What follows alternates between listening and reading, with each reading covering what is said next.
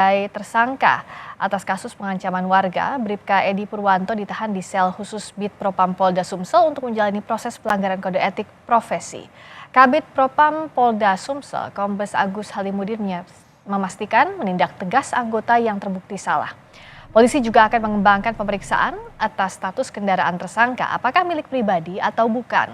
Sebelumnya, Polrestabes Palembang telah menyatakan plat kendaraan yang digunakan tersangka palsu. Kita ungkap kendaraan itu miliknya atau bukan, ya kan? Dan asalnya dari mana? Nanti kita ungkap masih dalam proses penyelidikan. Berarti akan ditindak tegas, Pak, ya? Iya, kita sudah proses ya. Nanti kan itu sekaligus. Dalam proses itu bukan hanya terkait dengan pengancamannya saja, tapi juga ya hal-hal yang lain juga semuanya tadi. Tapi korban katanya membuka tujuh damai. Apakah dengan tujuh damai itu proses hukum di Polda akan berhenti atau seperti apa? Oh, tetap berlanjut.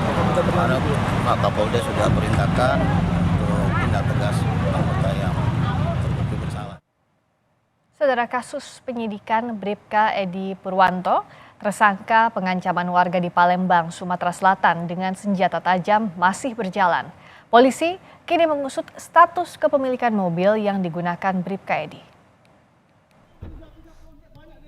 Polisi telah menetapkan Bribka Edi Purwanto sebagai tersangka pengancaman warga di Palembang, Sumatera Selatan dengan senjata tajam. Kini tersangka ditahan di sel khusus Bid Propam Polda Sumsel untuk menjalani proses pelanggaran kode etik profesi selama 30 hari ke depan. Kasus dugaan pengancaman warga terjadi Senin 18 Desember lalu. Peristiwa bermula saat mobil milik korban diduga ditabrak oleh mobil Fortuner yang dikendarai anak Bribka Edi.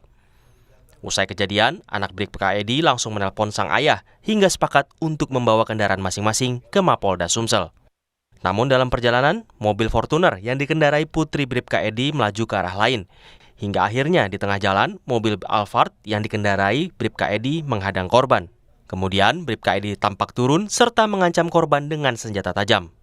Selain pengancaman, polisi juga menelusuri status kepemilikan mobil Alphard yang digunakan Bribka Edi.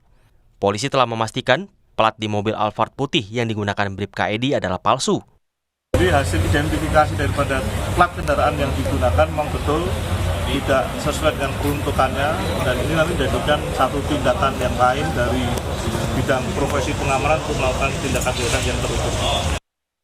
Soal kepemilikan dua mobil mewah juga jadi sorotan, mengingat pangkat Bribka Edi adalah Brigadir Polisi Kepala yang masuk golongan 2.